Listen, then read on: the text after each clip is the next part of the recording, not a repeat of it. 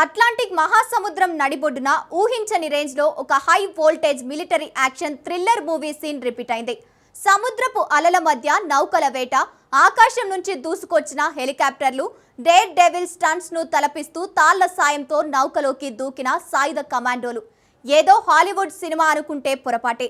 అంతర్జాతీయ ఆంక్షలను ఎదుర్కొంటున్న Russia secret చమురు ట్యాంకర్ పై ఫ్రాన్స్ నౌకాదళం అసలు సిసలు రియల్ చేజింగ్ సీన్ ఇది. రష్యా సీక్రెట్ చమురు ట్యాంకర్ పై పాశ్చాత్య దేశాలు ఏ రేంజ్ లో ఉక్కుపాదం మోపుతున్నాయో చెప్పడానికి ఈ ఒక్క ఆపరేషన్ నిదర్శనం. రష్యా నుంచి బయలుదేరిన టాగూర్ అనే ట్యాంకర్ ను ఫ్రెంచ్ నేవీ కమాండోలు ఎలా వేటాడి వెంటాడారు? అసలు రష్యా షాడో ఫ్లీట్ మిస్టరీ ఏంటి? ఫ్రాన్స్, బ్రిటన్ సముద్రంలో రష్యాపై సాగిస్తున్న ఆ సరికొత్త యుద్ధం వెనుక ఉన్న వ్యూహం ఏంటి? Let's watch. అట్లాంటిక్ లో కమాండోల వేట అసలు కథేంటి? రష్యా సృష్టించిన షాడో ఫ్లీట్ రహస్యమేంటి? చీకట్లో ప్రయాణించే రష్యా నౌకలు ఇంకెన్ని? అట్లాంటిక్ మహాసముద్రం నడిబొడ్డున అంతర్జాతీయ ఆంక్షల్లో ఉన్న ఒక రష్యా చమురు ట్యాంకర్ ను ఫ్రాన్స్ నౌకాదళం వేటాడి వెంటాడింది. దీనికి సంబంధించి ఉత్కంఠభరితమైన వీడియోను ఫ్రాన్స్ అధ్యక్షుడు ఎమాన్యుయల్ మాక్రాన్ సోషల్ మీడియాలో పంచుకున్నారు. ఈ ఆపరేషన్ ను ఫ్రెంచ్ నేవీ విజయవంతంగా నిర్వహించిందని మాక్రాన్ ధృవీకరించారు. అయితే ఫ్రాన్స్ చేపట్టిన ఈ చర్యను రష్యా తీవ్రంగా ఖండించింది. ఇదొక చట్ట విరుద్ధమైన చర్యగా క్రెమ్లిన్ అభివర్ణించింది. ఈ తాజా ఆపరేషన్ తో రష్యాకు చెందిన వివాదాస్పద రహస్య నౌకాదళం వ్యవహారం మరోసారి ప్రపంచవ్యాప్తంగా చర్చనీయాంశమైంది. ఈ హై వోల్టేజ్ ఆపరేషన్ లో చిక్కుకున్న ఆ రష్యా చమురు ట్యాంకర్ పేరు టాగూర్. అధ్యక్షుడు మాక్రాన్ తెలిపిన వివరాల ప్రకారం అంతర్జాతీయ ఆంక్షల జాబితాలో ఉన్న ఈ నౌక రష్యా నుంచి బయలుదేరింది. తీరానికి అత్యంత దూరంగా అట్లాంటిక్ మహాసముద్రం నడిబొడ్డున ఫ్రెంచ్ దళాలు దీనిని అడ్డుకున్నాయి.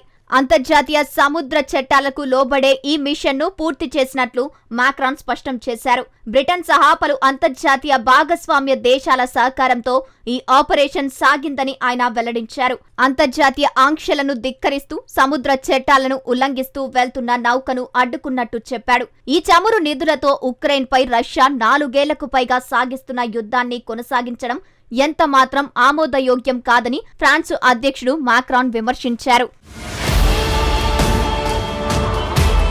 ప్రాథమిక సముద్ర నావిగేషన్ నిబంధనలు పాటించని నౌకలు పర్యావరణానికే కాకుండా ప్రపంచ భద్రతకు కూడా ముప్పుగా పరిగణించాయని ఫ్రెంచ్ అధ్యక్షుడు మాక్రాన్ పేర్కొన్నారు. సోషల్ మీడియాలో విడుదలైన దృశ్యాల ప్రకారం ఫ్రెంచ్ నేవీ హెలికాప్టర్ ఒకటి ఆ చమురు ట్యాంకర్ పైభాగంలో తచ్చాడుతుండగా మరుసటి క్షణంలోనే సాయుధ బలగాలు తాళ్ల సహాయంతో వేగంగా నౌకలోకి దిగాయి. నౌకాదళ పరిభాషలో చెప్పాలంటే అత్యంత వేగంగా, ఖచ్చితత్వంతో, పక్కా ప్రణాళికతో సాగిన ఒక టెక్స్ట్ బుక్ బోర్డింగ్ ఆపరేషన్ లా ఇది సాగింది. మరోవైపు అట్లాంటిక్ సముద్ర పరిధికి చెందిన మారిటైమ్ ప్రిఫెక్చర్ కూడా దీనిపై విడిగా ఒక ప్రకటన విడుదల చేసింది.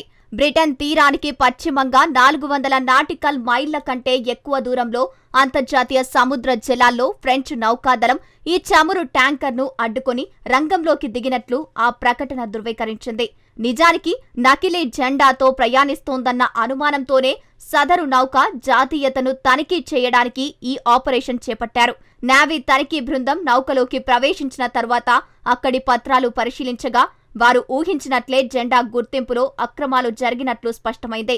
దీంతో అంతర్జాతీయ చట్టాల ప్రకారం పబ్లిక్ ప్రాసిక్యూటర్ ఆదేశాల మేరకు ఆ నౌకను వేరే మార్గంలో మళ్లించారు. తాజా గస్తీ చర్య వెనుక ఒక పెద్ద వ్యూహమే ఉంది. అంతర్జాతీయ ఆంక్షలను తుంగలో తొక్కుతూ చమురును రవాణా చేస్తున్న రష్యా షాడో ఫ్లీట్ నౌకలపై ఉక్కుపాదం మోపుతామని ఫ్రాన్స్, బ్రిటన్ దేశాలు ఇప్పటికే ప్రతిజ్ఞ చేశాయి.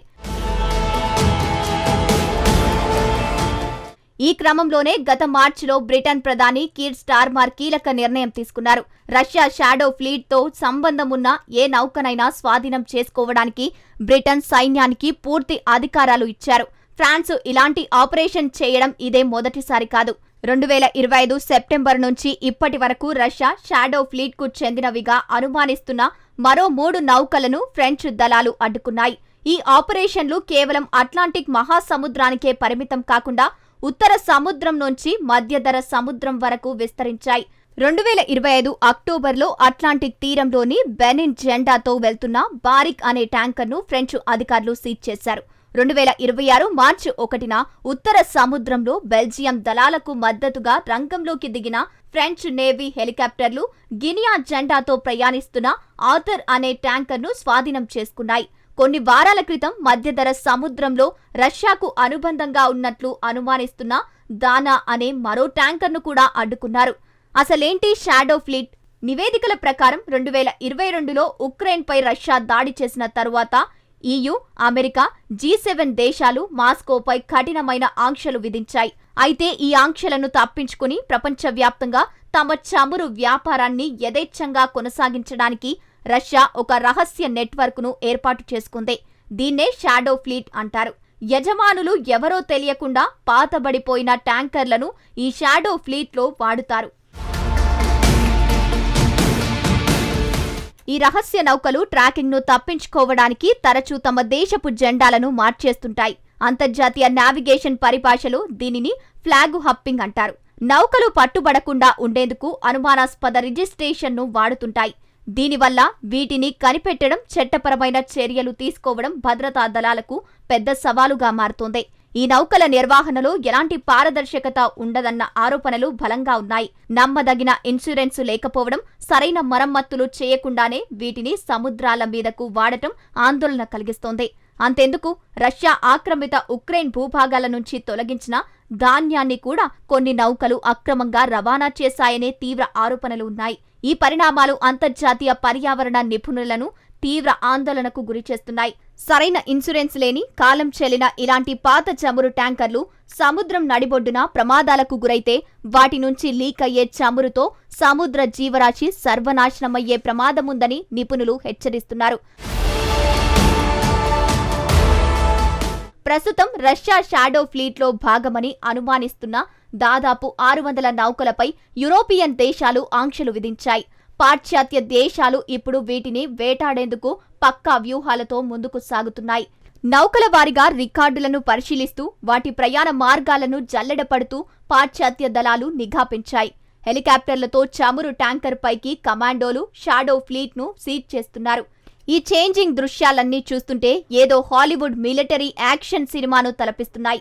కానీ యూరప్కు ఇప్పుడు సముద్ర తీరాల్లో ఇదే సరికొత్త నిత్య జీవిత సత్యం. రష్యాపై ఆంక్షలు మరింత కఠినతరం కావడంతో ఇరు పక్షాల మధ్య సాగుతున్న ఈ పోరాటం ఇక ఎంత మాత్రం సరిహద్దు భూభాగాలకే పరిమితం కాలేదు. ఇది ఇప్పుడు ప్రపంచ సముద్రాల వేదికగా కొత్త మలుపు తిరిగింది. అయితే అంతర్జాతీయ కళ్ళుగప్పి ఇప్పటికీ చీకట్లోనే ప్రయాణిస్తున్న ఇలాంటి షాడో నౌకలు ఇంకా ఎన్ని ఉన్నాయి అన్నదే అసలు ప్రశ్న.